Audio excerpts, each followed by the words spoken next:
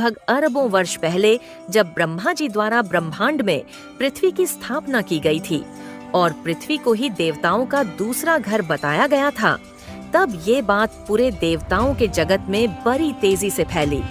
फिर तमाम देवताओं और गंधर्वों ने हर्षों उल्लास से जश्न मनाया।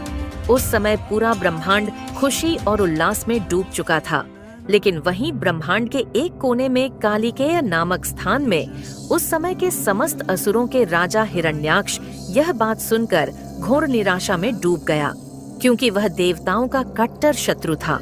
वह पूरे ब्रह्मांड में असुरों का साम्राज्य स्थापित करना चाहता था। इसीलिए उस समय देवताओं की बढ़ती ख्याति देख उसे घोर निराशा हुई।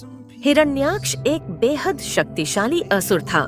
उसे ब्रह्मा जी द्वारा तमाम सिद्धियां और वरदान प्राप्त थे और इसी का फायदा उठाकर सही समय देख हिरण्याक्ष ने स्वर्गलोक पर अचानक से अपनी पूरी सेना के साथ हमला बोल दिया, जहां असुरों और देवताओं के बीच भीषण युद्ध हुआ और अंत में हिरण्याक्ष ने देवताओं को शिकस्त देकर स्वर्गलोक पर अपना कब्जा जमा लिया।